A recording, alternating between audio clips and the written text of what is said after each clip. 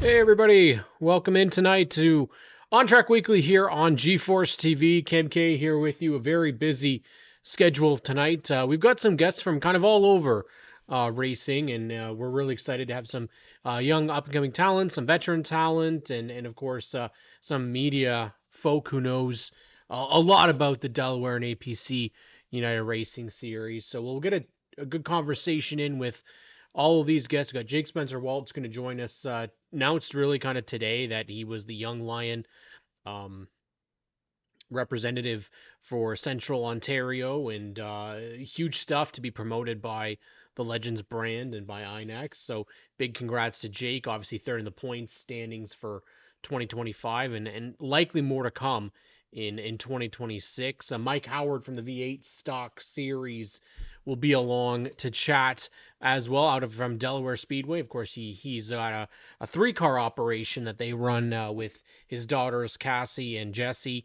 Kyle Steckley, big news obviously this past week that he and Rhett Jones Racing parting ways, but it sounds as if that there is big plans in the future for him, and that might have been some of the reason for that. We'll talk with Kyle about his APC Series season, potentially what that test is going to look like at Daytona for him, and if he has any sort of late breaking feelings on how things are going to go for the rest of this year. Obviously, he's got the Snowball Derby coming up, which will without doubt be a big one. Ethan Thompson from the Gen 3 Sport Mods is going to join me as well.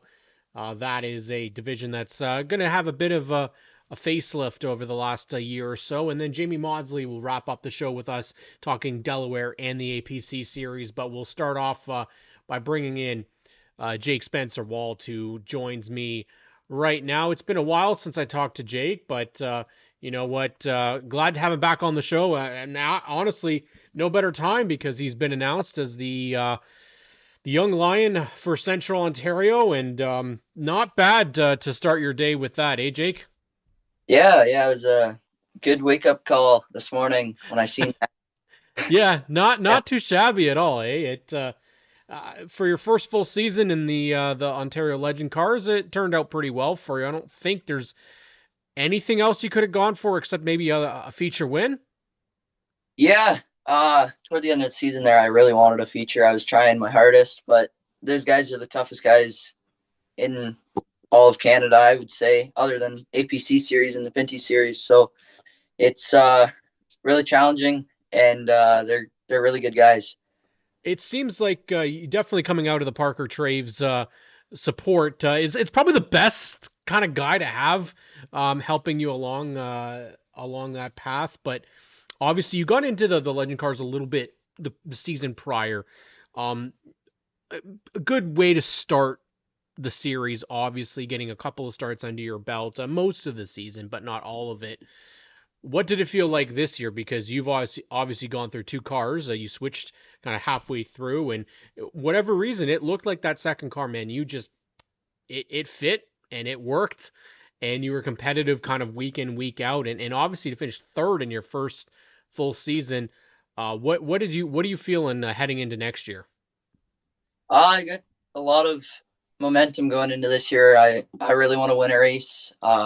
And top five in points again would be awesome. And yeah, this year we started off in the FZ09 car, which was the white one, and then halfway through the season we got the MT09, and it and Parker helping us with setups. It was a rocket ship from there on out.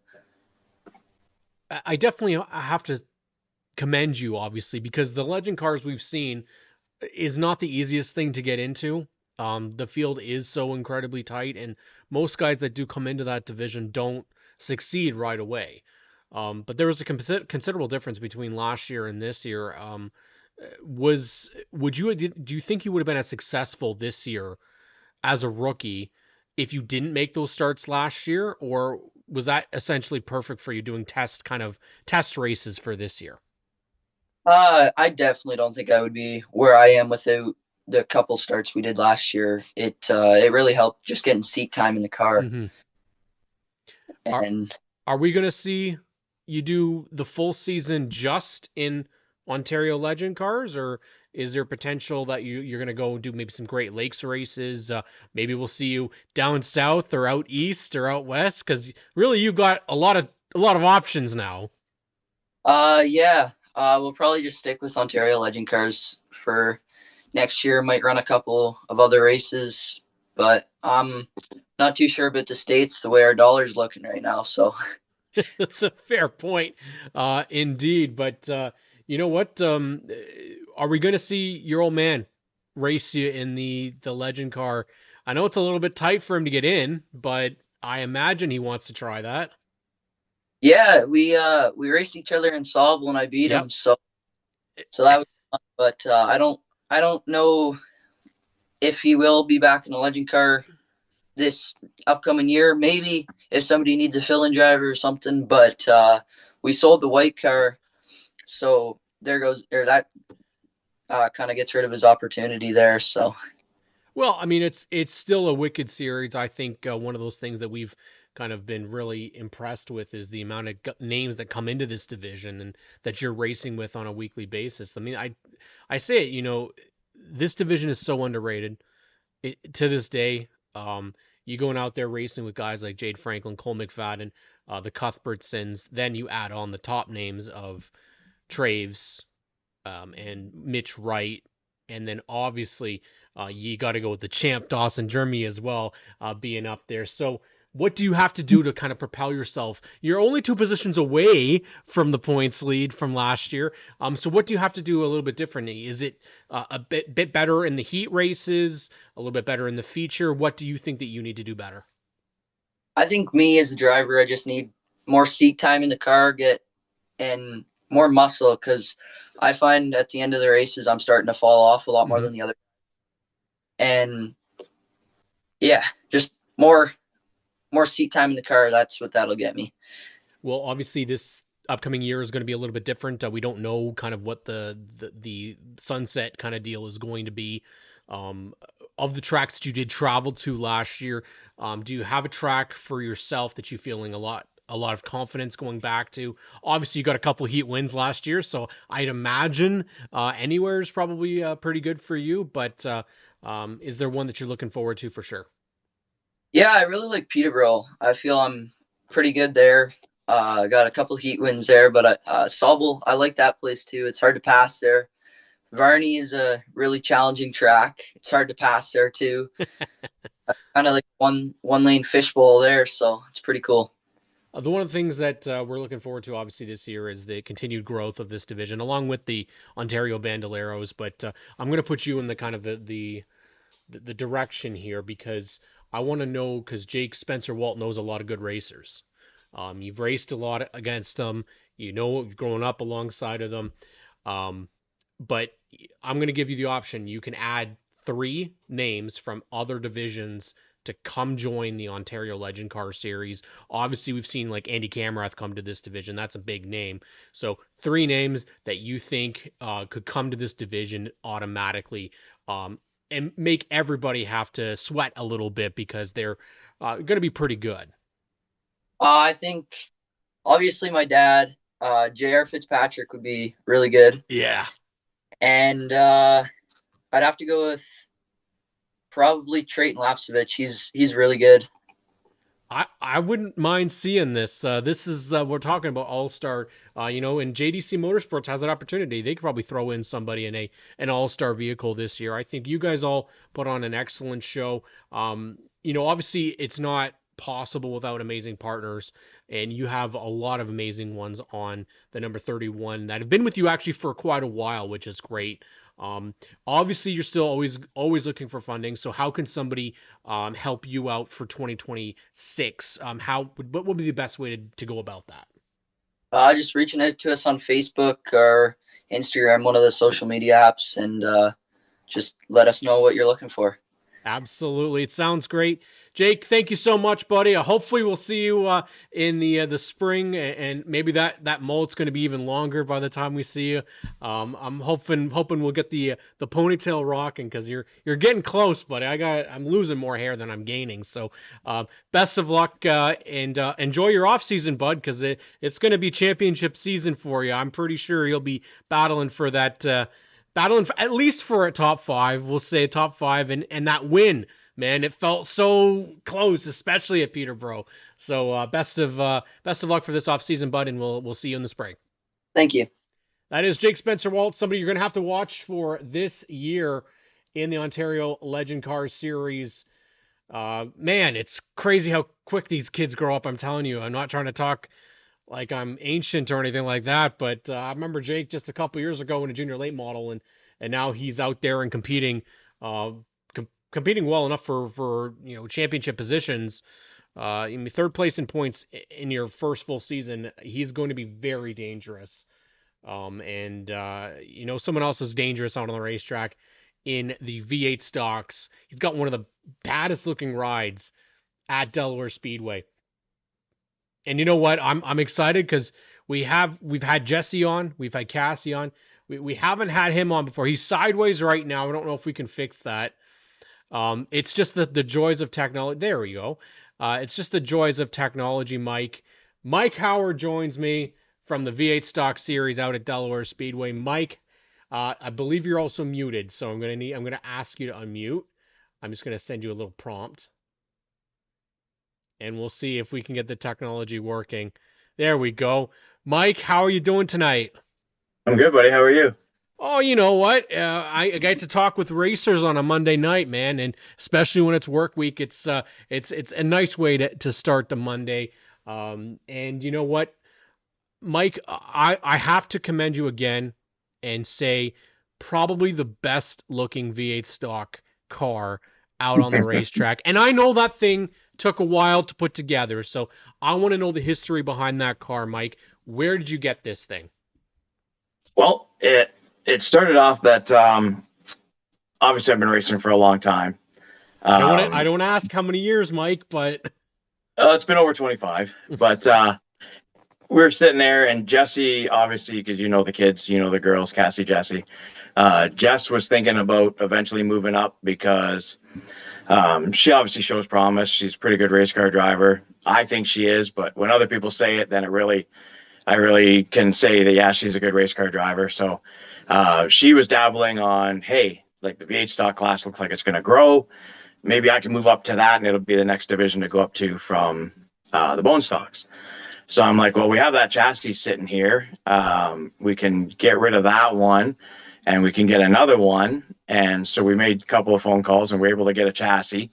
So the chassis we got was a pretty good chassis. And then my wife had an 81 Camaro. And we were going to make it a street legal race car because we had another late model chassis that we traded for this chassis, that we were going to make it, a turboed LS, and we were going to drive it on the road, full roll cage and all that. And I said, well, we have the body there. Let's use the Camaro body. And since the V8 stock already had Morris with the Chevelle and a couple other guys with the regular Camaros, I'm like, there's only one way to go. We have to go Hanley, Biederman. We have to do the old school late model cast car Camaros, because that's when I was going to the racetrack in the 70s and 80s. That's what they raced. Like I watched Hanley and Biederman and Ron Perrin and Russ Erlin and all those guys knock the fenders off at Delaware Speedway almost every Friday night when I was a kid. So I'm like, that's the only way we got to go. Timeline. How long is this of a process? Because you guys really were doing this from bare all the way up to putting it together. Yeah, like the chassis was a roller. So okay. For those that don't know, our shop's outside. We don't have an indoor shop to work out of. So the weather at the beginning of this season didn't help us. So Jessie was obviously building her new car. So she was doing that. Me and Cassie were bouncing back and forth from her car to the V8 stock. So we spent, I don't know, good 4 months before the season trying to get it going, to get it ready. but weather wasn't permitting. Like we were doing some stuff when we could on warmer days when there wasn't snow. And then we missed the first 4 weeks of the season because it was one little thing after another. We got one problem fixed, we got another problem. We got another problem fixed, we had another problem. So I was lucky enough at the beginning of the year to be able to use up my 2 designated driver spots. And then I drove Devin Blumendahl's truck for 2 weeks, and then we finally got it out. But then we broke opening night. We were leaking oil, and they parked us. And then the next week we were leaking oil again, and they parked us. So it took a good 6 races before we finally got it where it was, I would say, built enough to race. And then you really put it in prime position. It's fast, and you guys were right up there battling for heat wins and feature wins. A couple of I believe it's a motor problem that eventually took you out. Is it cooked, or are you guys safe? Is it just a little damage, or is she done? If you're gonna blow up a motor, the way we did it was probably the best way, if you want to say. It was a show. What ended up, it was like Devin built it, obviously, because Yeah. he's one of our sponsors with Bert's Repair there. So plus he's a good motor builder. The kid's a talented mechanic, right? So he put a really stout motor together. It was originally a 602 crate, but it's been bored over, and we calculated out that it's about the same horsepower as a Blue Seal late model engine. So it's got some decent horsepower. We put the 4 barrel on, and we geared it decent. The camshaft we have in pulls from, I think, 52 to 5900. So we got it chipped at 6,000. So we're using all the motor before start finish line, which is awesome. And you can see when we're running it, when you go back and watch the videos, that it just pulls. And so when we did break the motor, we think what we did is our own worst enemy, having such a big motor. Those first 2 laps before we get timed, coming to take the green, and then the first initial lap, so 3 straightaways really. I'm on the chip from the line to the corner till I left to go in. So we figured we floated a valve, and a valve broke. Oh, So crap. it dropped, put a hole in the piston, and went into the engine block. So it did no damage to the block. Wow. The block's good. It needs a piston, and we need to sleeve the cylinder because it damaged the wall a little bit. So a couple $100 for a cylinder, a couple $100 for a piston, and that motor will be back together for next season. Lucky. Wow. Yeah. Yeah, That's it. If you're gonna blow one, that's the way you blow it, right? Well, honestly, I mean, it was the Jesse Jesse put it out there. It was a competition literally between you two over who had the better smoke show. I have to admit it was you. Yours was way more spectacular. But for a couple of races though, you were out there. You were in competition. Yeah. You got a heat race win. You were damn close to a feature win, man. That thing is good. Back this year, I mean, is it Barry Watson? Is it Jordan Morris? Who is it that you're going to have to unseat? I mean, obviously you've got talent out the ass in this division. Like literally, Randy Martin's close. You have Kara in that division. Then of course, you can always count on David Rockwood if he shows up is always close to competing. So, who is it that you're going to have to unseat, man? I think I've heard rumors that Morris might not run full time, but he always says that and he shows up full time. I think Morris and Barry are going to be tough to beat. Like you said, that division is so stacked. Like Dougie every week puts up on a great show. And I think there's this season coming, from what I've heard, there's going to be a ton of guys in this division. I've heard that too. We heard we're getting probably 6 new cars, possibly, from what I've been able to put together. So if that happens, we're looking at an average 18 to maybe 25 car field.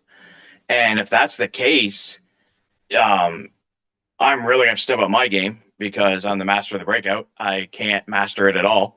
So I'm like the abominable snowman from the Disney cartoon, where I get the lead and I stroke it and I rub it and then I break out.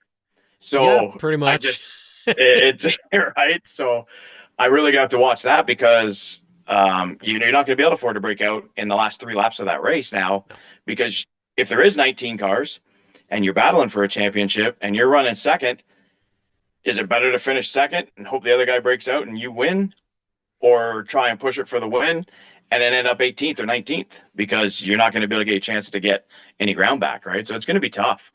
I think all of us are going to find it hard this season, especially to try and compete for a championship. It is going to be probably a battle of attrition.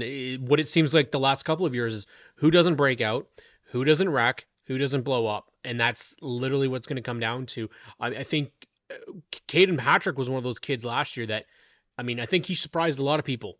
Um, you know what? He's been getting better, getting better, getting better, and then all of a sudden he's getting a couple wins in the top 5 in points. And then you've got your veterans, all of them last year. You can go countless events and they break out, and then they break out again. Do you feel the breakout time is low enough, or should it be a little bit more? Obviously, as a race car driver, you'd like to see it lower because you Yes. want to go faster. Yeah. I think like at 21-1, Yeah. if they did a 21 flat, Yeah. just make it 21 flats. If you break into the 22s, you're done. Yeah. That or the 20s, I mean, Yeah. you'd be done. But 1/10's not really going to make a big difference if they changed it to a 21 flat. Mm-hmm. But I think it's challenging because like the way we have our car, the breakout rule is awesome because our car's so overbuilt because we did build it for Jessie that she wasn't going to have to mash the gas. The car doesn't really get loose at all. We got a lot of power. So I think at that 21-1 range where they have it, guys aren't driving on that ragged edge, pushing the cars to like wipe out. And I think that's why it's such good racing, because we can go too wide. None of us are really pushing hard on the cars. And like you said, there's a lot of stout drivers in the field that we all kind of respect each other, right? So it makes it really entertaining. So I think they can leave it the way it is, but obviously I always want to go faster.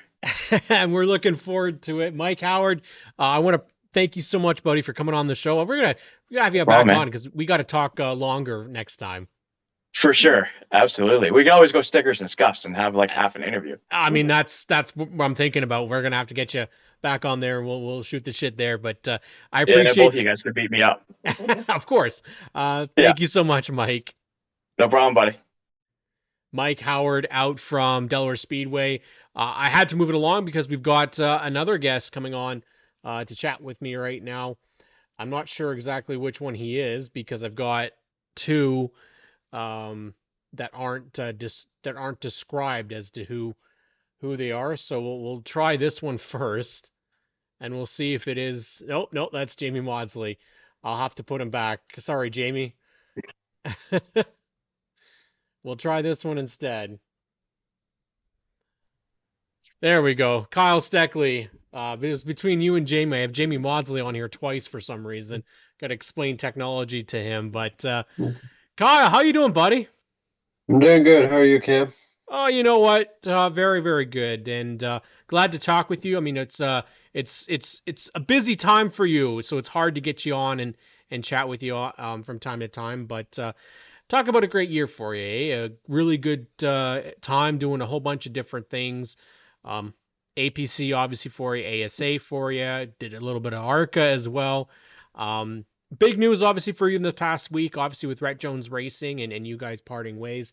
I obviously I want to know what was it like, man? That was a team that I watched growing up, man. Terry Jones and that organization has been around for so long, and you really got a great experience with them running an ASA and really doing a whole bunch of stuff like the ARCA test as well, and being in the ARCA race. It didn't work out that great, but you made a video game as well with them. So, I mean, shit was pretty cool for you, eh? Yeah, absolutely. It was definitely a dream the past 2 years, and super thankful to be a part of it. I we met when Noah Gregson came up and ran the couple Delaware races, and met Terry and Mark then, and that wasn't even in my mind at that point to go run in the States. Growing up watching all the late model stuff, but really it was always NASCAR Pinty Series, NASCAR Canadian Tire Series, the NASCAR Pinty Series, and now NASCAR Canada Series. So that's what it was always. So that kind of changed what the next couple of years look like for me, and I had a ton of fun. I raced some bucket list tracks. I did some really cool experiences, and to race at Daytona is insane, and then to go on and be in a video game that I used to play every day growing up was super cool. So, just an amazing 2 years. I wish it could have worked out for the better, but that's life, and we'll both move on, and I wish them the best in the future for sure. Yeah, I mean, you've obviously talked about being at the test for Daytona. Obviously, that would lead us to believe that there's going to be something in your future out there. But put in perspective, just for people, going from a place like Delaware to Daytona, is there any? I probably know the answer, but is there any sort of similarity at all? No, honestly, not at all. Like, it's just so different. It's crazy. But coming back to Delaware, even after running like the super late models at some of the tracks that are just so fast, and then going back and running a pro late model at Delaware, at one point Delaware felt so big and fast, and now it honestly kind of just feels slow. So I guess that's a good thing when everything slows down like that, and it definitely helps make you like you just have to think so quick in the super late models. So you come back and run Delaware. It's definitely a help, but just overall, all the experiences were super cool. And running Daytona was really cool. And it honestly, compared to my micro sprint and junior late model days where you would just hold it wide open and it was all momentum, it was honestly the same as that. As crazy as it sounds, all the young kids that are out there racing the micro sprints and junior late models. Hopefully, you get a chance to run Daytona someday because it's the same thing as what you're doing now. So it's pretty cool, honestly. But just to be able to say I've done what I've done is a dream. Is Cletus McFarland as much of a character as he is online when you meet him in person, or because you were a teammate at Daytona with him? He seems like a really just genuine, down to earth guy, and that must have been a wicked experience. Yeah, it's pretty cool. He definitely puts on a bit of a show for YouTube for sure, Yeah, but just super great guy, really respectful, down to earth, wants to succeed in everything he does, and he's got a pretty good business going with what he's doing. So he puts on a show. We had some fun with him after the race. We went out and toured around the campgrounds, and we you got sure did. ourselves into a wheelbarrow race, Sure and did.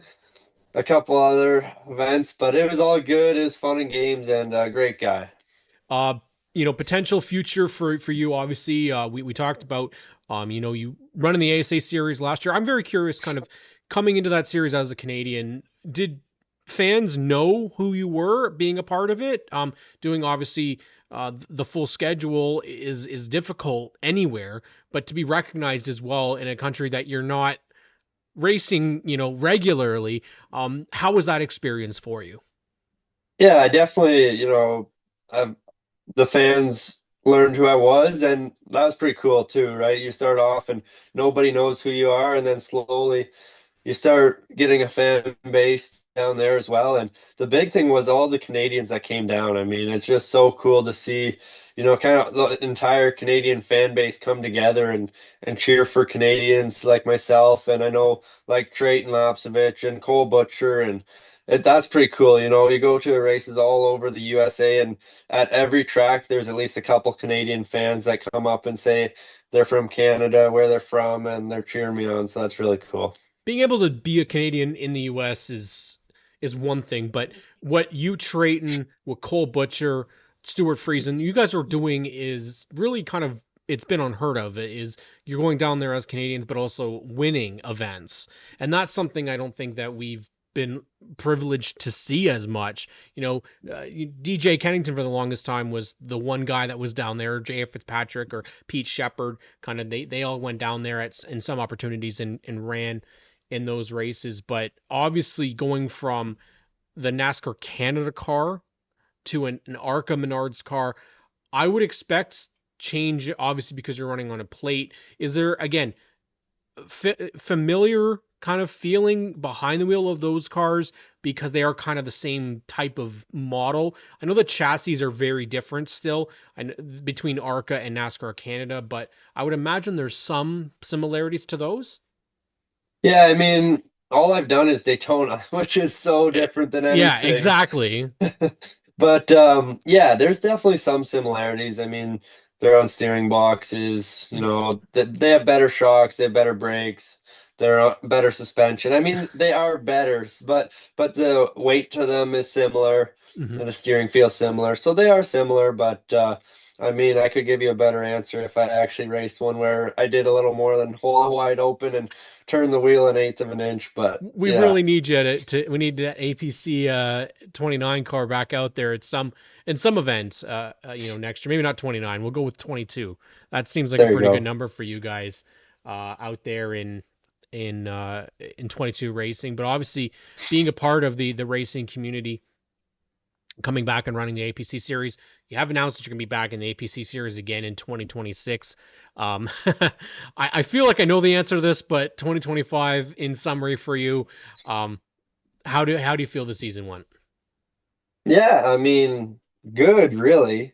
You know, we just honestly, you know, you have those races where it's like, oh, that was on us. We should have been better. And Yep. I feel there's only one of those races in our entire APC year this year, and that was the first one. So I feel after that, we went to work and 6 races in a row, we finished first or second, and every race we were leading on the last lap. So, you know, in my opinion, I should have done a better job in the car at some. Some were just circumstances, Hmm. but I feel we could have won 6 races pretty easily this year, and we only did 8 races. So that tells me that we had a pretty good season. And then Delaware was just a freak deal, and that's racing and wrong spot at the wrong time, and then our night was pretty much over. So crew fought hard. We worked really hard this year. We had the Port City race car up here, and we had it working really well. I was really proud of my guys. We went testing a lot and put a lot of work into it, and had a lot of fun with it.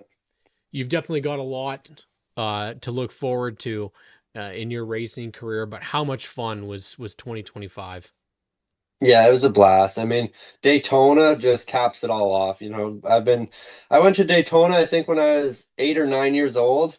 I couldn't believe it, you know, Yeah. and then 10 plus years later, I'm out there driving around Daytona is just so cool. And then everything I get to do, like I raced in the Winchester 400 twice, the All-American 400 twice, the Red Bud 400 twice. Like, Won the Red Bud. Let's just throw yeah. that out there.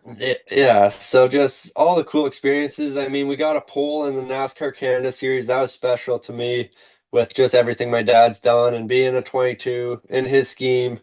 I wish we could have, you know, got a win, but we'll be back, I'm sure, fighting for more in the future. And it's just, I'm so grateful for what I get to do. And I race all the time, and I'm just blessed to do it. Are you playing a racing game right now, or is it just iRacing still?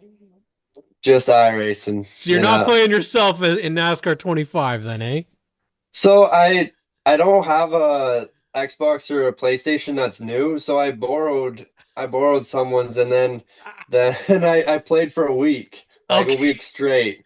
And then I gave it back to him. So then I was waiting until it came out on PC, and now it has. So I got to get it on there and start going again and get a career mode going and see where I can go.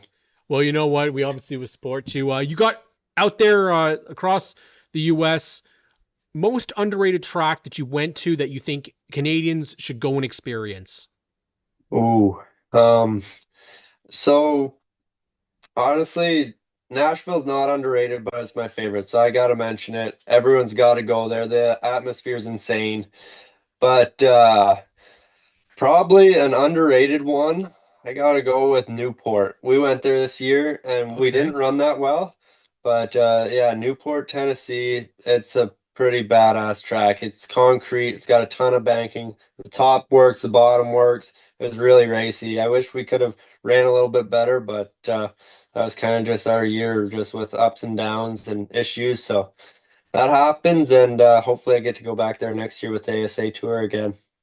Well, you know what? We're hoping so. We're hoping we hear lots of amazing news. Obviously, we'll keep it tuned to your social channels to see what's going to be announced or, what big series or big event we're going to see Kyle Steckley in next. I want to thank you for coming on and taking some time tonight and chatting with me, Kyle. It's always a pleasure. Awesome. Thanks for having me on, Cam. Anytime. That is Kyle Steckley. Like as a future of motorsports. And you know who else is a future of motorsports? Gen 3 Sport Mods. Might be a series that people aren't as familiar with, but I wanted to bring on someone who's become familiar with this division, and we've actually watched him kind of these last 3 years come from the Renegade trucks into the Gen 3 Sport mods. And Ethan Thompson joins me now. Ethan, man, it was a big year for you last year, buddy. All of a sudden, we're watching this Gen 3 Sport mods, and then all of a sudden, you come out and you're winning races at Flamborough Speedway, of all places. Dude, where the hell did that come from? Not really sure. That was only my second time actually racing at Flamborough. Yeah. I think I had maybe a total of 50 laps on the track before that feature race. We just unloaded that day. We had got the car redone by Scott Shaw in the off season, and we didn't really know what was going to go on. We had taken the car out to Peterborough. We'd tested, but we didn't really know. We knew we were quick. We just didn't know how fast. We didn't know with the new bodies if the cars would be much quicker. But we unloaded and went top of the board in practice, and I mean, it went from there. I'll be honest, I was skeptical, but holy shit, do those cars look beautiful. Nothing against the OMRS bodies, but man, they look fantastic. They sound fantastic. I never got to see a feature from the OMRS before until last year. Needless to say, it was quite entertaining. You guys spun each other. I think every single one of you guys spun out that night, battling in the heat races, and Brad Stevenson ended up getting his win, so that was pretty wicked. But for yourself, bud, you kind of joined in this series last year, or I guess 2 years ago maybe, and from the Renegade trucks.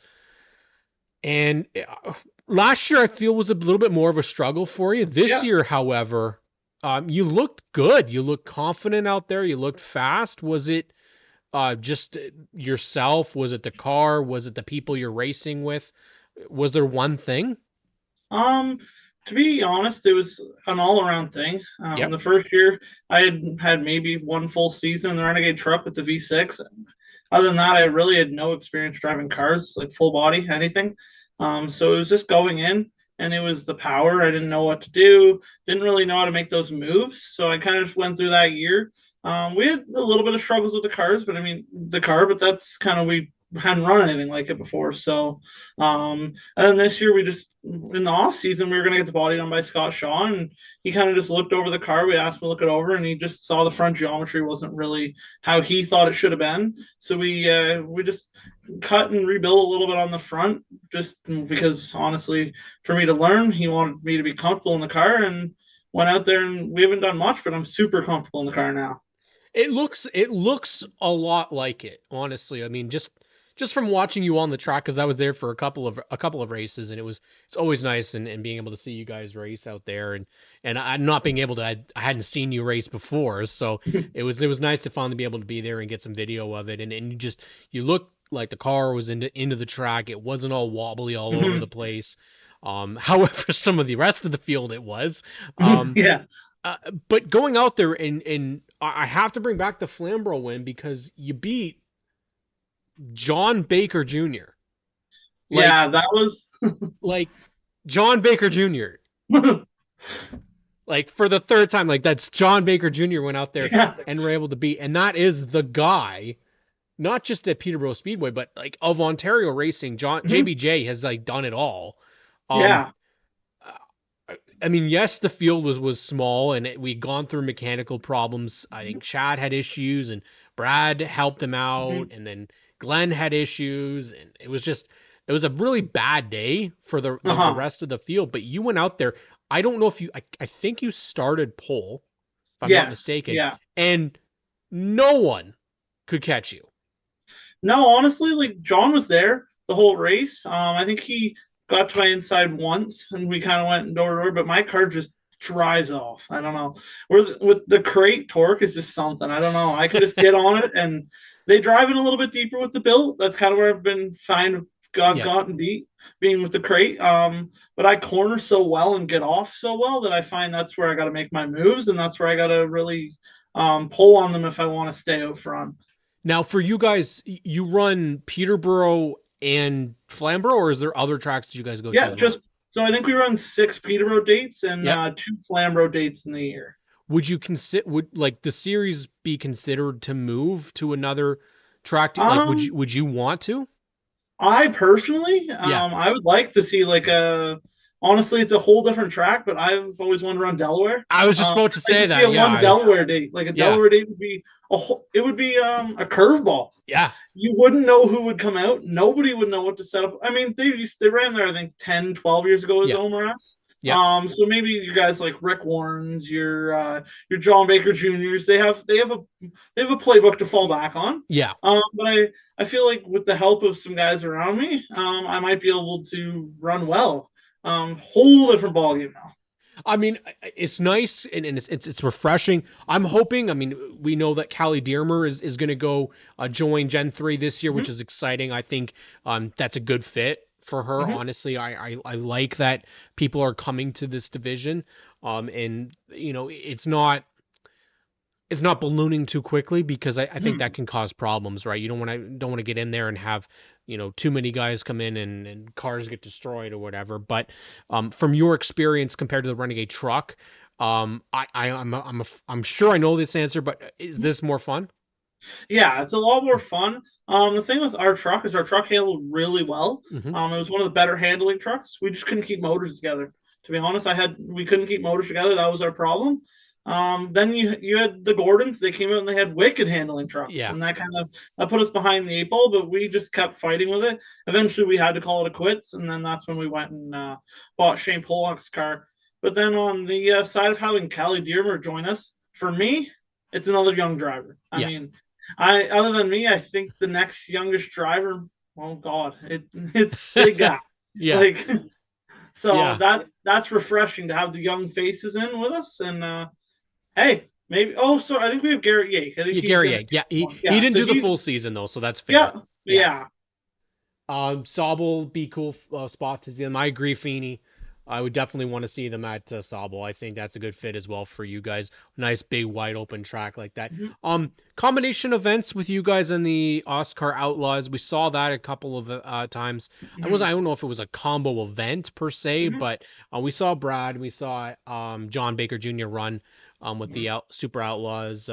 So hopefully we get to see some of that this year as well, because I think that was really cool to have like a interdivisional race within a race. I think that's kind of something that's very unique. But because we haven't had an opportunity to have you on the show before, this is your moment to shout out your partners, man, because you've got some really good ones. You've got some good wear that you guys got, a nice, beautiful sign behind you and everything. So this is your moment, man, to shout out the people that make it possible, not just your partners, but also the people on your team. Yeah. So I have one of the ones that's one of the longest is Cliffshore Excavating. They've been on since my first year of the truck. They've really went with us for a long time. I have County Wicklow Firewood. They've been on, I think, 4 years now with us, and they've re-upped for next year. We know they're coming back. Beautiful. Sarah Turk Mortgage Realty is going to be back next year. Aaron Hathaway Real Estate. We're in talks with her, so that'll be good there. Carrie Walton Counseling. We've had conversations with her. Great person to have on. First year with us. Sharp's Custom Auto Exhaust. 2 minutes from my house. They do all the automotive work on my road car. So good to have them on. We actually just had our sponsor appreciation last night there, joint with the Mercers, and had them out. Had some plaques to give away to all our sponsors. Papa's Pizza Land Coburg came on board this year. Wakely's Transportation, we use their enclosed trailer. That's great. I mean, when it rains, I got somewhere to hide. That's the biggest thing. And then having sticks and scuffs on is huge. The media side of it is humongous. And then for me, my parents, honestly, I wanted to get into the sport. I started racing go-karts at 8. I mean, I would have been 7 when I asked for a go-kart. What 7-year-old are you going to put in a go-kart, right? I grew up around it, but it's hard to, like, my parents to fees that, to put me in the go-kart. And honestly, we started small. I started at Corsa Kart Club with a 1980s Birel kart. And honestly, we won a few races with that kart, so we stepped up. The Cazillas, we bought one of their old karts. But a big one on my crew is Phil Winter. Honestly, he spots for me. Amazing guy. Season, and the most calm person to have in your ear. Yeah. And he's big on, when I get frustrated, is just staying level-headed and driving back to the front. I mean, for a young driver, getting a little heated can be a problem. So keeping me staying calm, waiting for the mistake to make that move, that's kind of where it's huge. I can tell you from experience, yeah, Phil, easily, because you don't Larry Jackson doesn't get a spotter like Phil for no reason. He gets his No, moments where he's heated as well. Um, yeah, 5 go-karts on our team. Yeah, there you go, Dirt Dog. So, Ethan, best of luck next year, buddy. I can't wait to come and see you at thank the you. track, and we'll have you on as well again, and we'll All right. chat and see how the season's going. But best for the off season, my friend, and we'll see you in the spring. All right. Thank you, Cam. That is Ethan Thompson from the Gen 3 Sport Mod. See him this season out at Flamborough Speedway, and of course, regular at Peterborough Speedway. We got to bring in the voice of all voices. He's the voice of the APC series, the voice of Delaware Speedway, one of my favorites to talk to because he's in the know for so many, many things. Jamie Maudsley is here to help us on ONTrack Weekly. Jamie, my friend, how are you doing? I'm good. I'm good. And, of course, I appreciate the introduction, but I got to give a shout out to both my boy and Adam Ross and Clint Jeffries, who make it easy for me. That's for sure. They definitely do a great job. The best team in the business. And you know what? Another great season for the APC series. And obviously, we just talked with Kyle Steckley about coming back for next year. Josh Stoddy finally getting that championship settled and kind of taking it away from the rest of the field. I say Kyle Steckley was a shoe-in to potentially to get it as well. But headlines for this year for you, Jamie, out of Delaware and, of course, the APC series. Well, I think with the APC series, just Josh Stoddy winning the opener and just never looking back. Everybody kind of assumed that Stackley was going to reel him in the points, just a couple here and a couple there, but it never really happened. And the epic championship race at Delaware Speedway was off the chart. Yeah. Whether it be the actual race for the championship or whether it be Shea Gemmell making a late charge. And I'll tell you what, one of the coolest things that I got to do this summer was before the race, we had all the former great Canadian champs at the start finish line. And, some of those guys were my heroes when I was kids. Everybody was always Biederman and Junior Hanley, but I was Wayne Keeling, Yeah. and to be able to introduce Wayne and of course, like Steve Robley and then Steve Robley, yeah. Shea Gemmell, who turns around and does it again that very night, So every event was great. We had one little bout with rain up at Sabo Speedway, but that's an understatement, Jamie. That was a monsoon. Jake Sheridan putting it on him at Peterborough was an impressive show as well. He just went on a tear. He had about a month and a half where he was, winning the super late and winning features at Delaware. A great season for him, and he was a championship contender as well. And then highlights at Delaware, obviously, Jake Sheridan picking up the late model was a biggie. Trevor Culver, great super stock battle. The Dayco super stock battle coming down to a lap to go at Delaware Speedway, and Carson Nagy, who really had it all wrapped up. Yep. He was just being a racer, and it cost him a championship. So I feel bad for him, but Lane Zardo, again on the flip side, just was in the right spot at the right time. Amazing year at Delaware with some new champions. A tear for Charlie Verhoeven in the middle of the year. 3 wins back to back. Donovan Clark showing once again. He's not a fluke, man. That's 2 top 5 finishes in points, runner up. I look at this division every year and I go, how could it be better than the year before? And the Delaware Bone Stocks just do it. A guy like Mike Verburn, who won his first feature late in the year, so a bunch of second generation drivers. Oh, yeah. We saw Mitchell Rawlings put up, I believe, his first top 5 this year. Yep. He's not a second generation driver, but his dad's been a crew chief for Uncle Lloyd for years. So it's really cool to see the kids coming up through the bone stock division. And now you're starting to see some of the kids who have been racing at Grand Bend in karts for the last few years, stepping up to running bone stocks. And I tell you what, I'm if that championship belt ever gets to Delaware, somebody to come there and wrestle it away, I wish you all the best. And not to slight the other tracks, but our bone stocks are second to none. The level of competition there is unreal. And other than there's a couple guys like Wade Thorne, I'm sure could come in and get it done. Yeah. There's a couple of them, but there's not a whole lot who can compete with our bone stocks week to week. And but probably the coolest thing all summer was the crowds were up.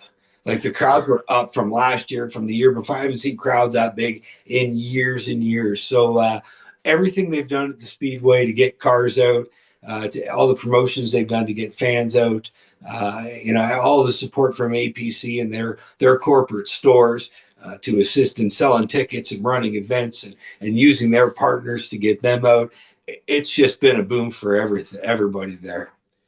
You guys had some really big special events that took place this past year. Obviously, one of the big ones that was in meaningful to me was the Mini Stock Invitational that ended up becoming a lot bigger than what we were anticipating initially. It became a 3-day Mini Stock back to back to back, and it was I said it a million times after the event.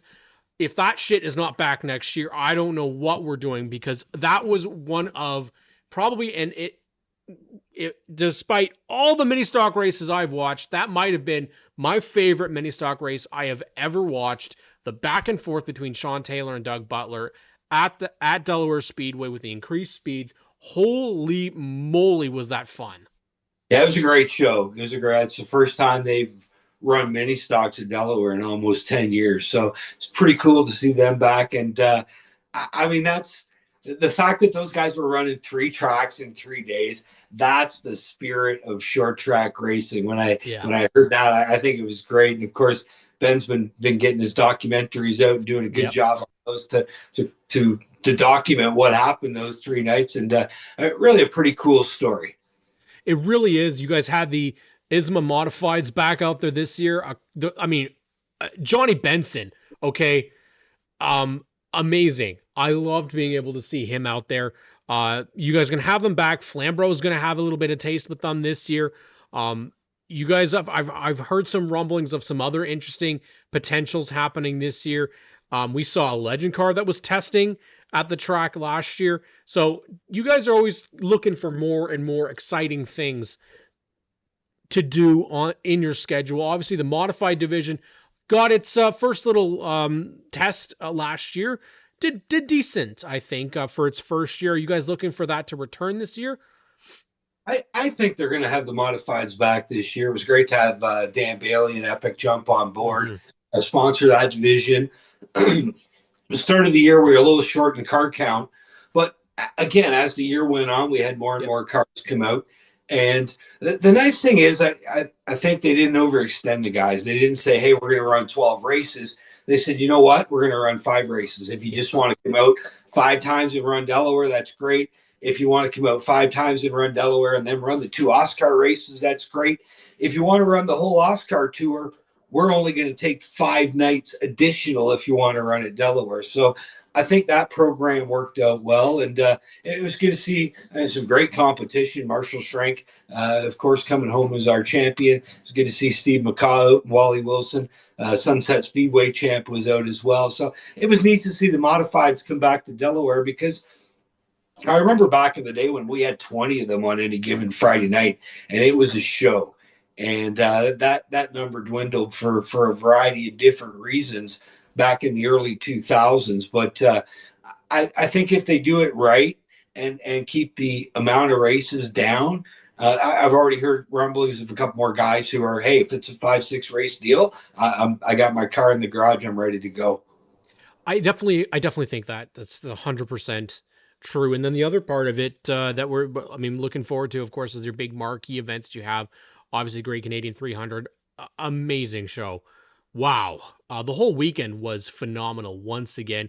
Again, it doesn't matter. I think, yes, people will look at car counts first, but I think you have to look at the quality of the story. You had an amazing Oscar modified battle right to essentially that last lap, with Steve Trundle winning that championship. The hot rod battle, Thomas Wunsch, so close to getting that first ever Oscar win, and then of course the 300 as we talked about earlier. Such an amazing weekend that you guys have for the Great Canadian 300. It was total drama, like the Trendell deal. Like he was done. We were He, right yeah, off, and all of a sudden there's a caution, and the 46 car comes to life. I mean, you want drama? That was it right there. And you want to talk about car count? We had 29 super stocks on Friday night. We had that's right. 29 late models on Yep, Saturday night. The track, hey, they ponied it up. They said, hey, they it's did. 10 grand if you can win both those races. And all of a sudden, we got guys finding super stock rides.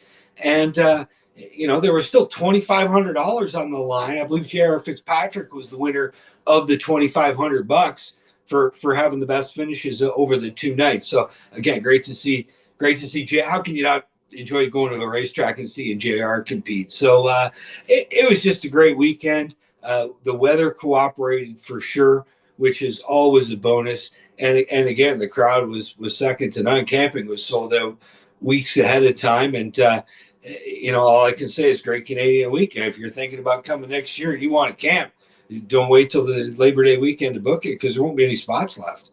And that was the case. I had lots of people on social media asking to buy spots 2 weeks prior to the event, and they were all gone. So people are trying. Can I bunk with you? Can I, get a hotel? Can I do that? That's what you got to do. Got to make it so that you can go there. I went to Delaware a couple times this year. I was so blessed to be able to finally make my return there because I hadn't been there. I believe it was since 22, and it is. They say Jukasa is the crown jewel of Ontario, but I'd argue that you have something special with Delaware. That when they rock it down that front stretch, it is like no other feeling, especially with those late models. I've talked to some people this week about it. They rumble, they roar. You feel it in the ground when they come off of turn 4 and rock it into turn number 1. There's no other experience like it, Jamie.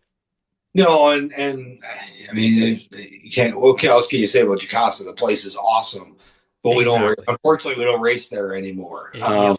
But of the places we race, I mean, Delaware's the fastest, and they get the biggest crowds. They do. Like if you want bang for your buck for your marketing partners. Like if you look at professional sports from Toronto or Hamilton all the way down to Windsor.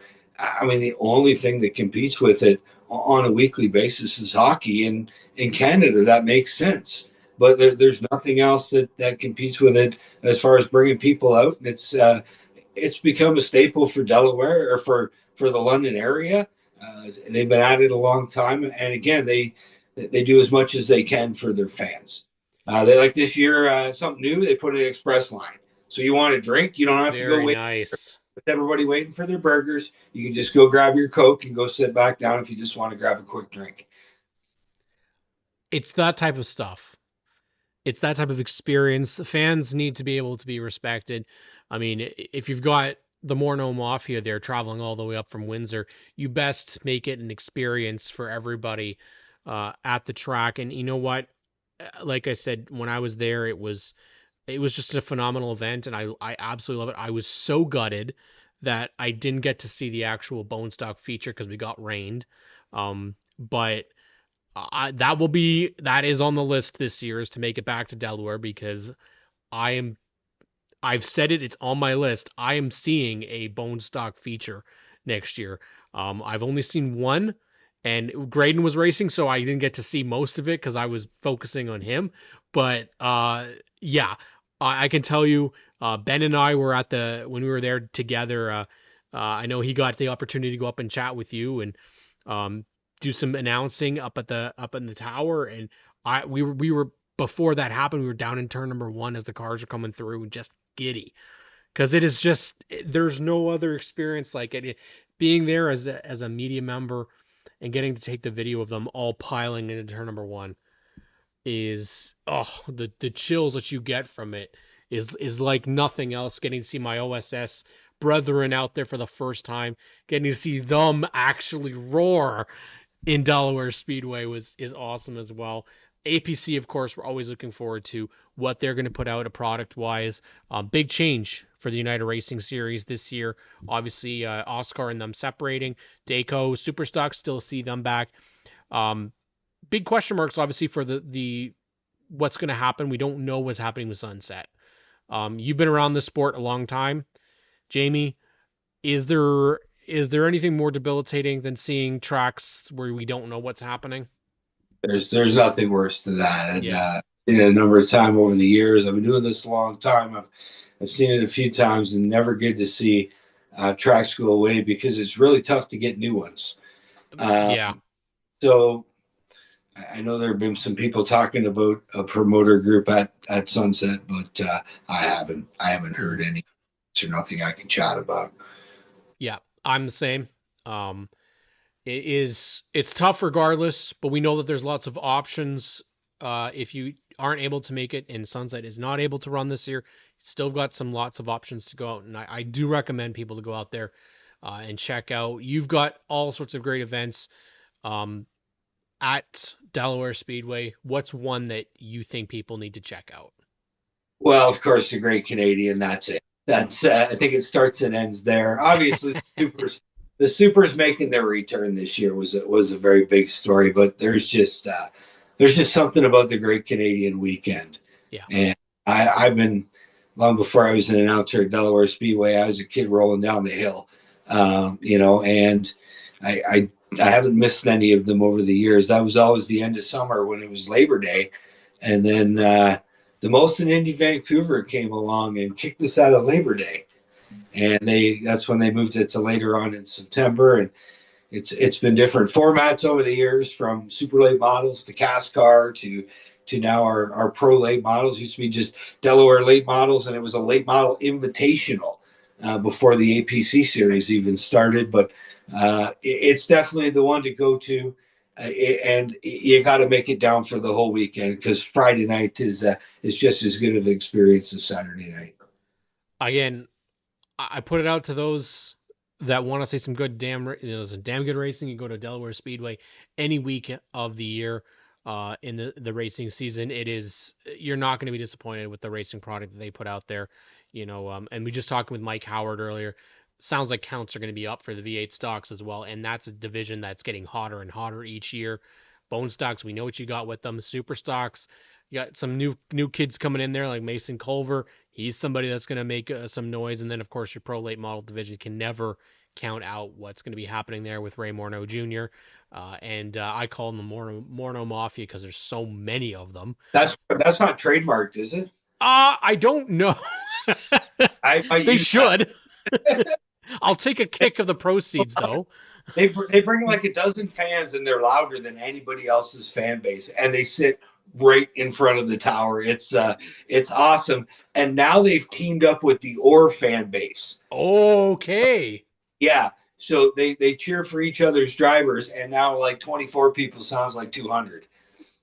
I'm just saying that we had the NASCAR race a couple years ago that he was in. He was the loudest cheer driver in the NASCAR crowd, and that's including DJ Kennington. So it's pretty impressive to see. I mean, it shows the fan base. Trevor Culver's got some pretty good fan support as well. So we'll say that the support is like no other.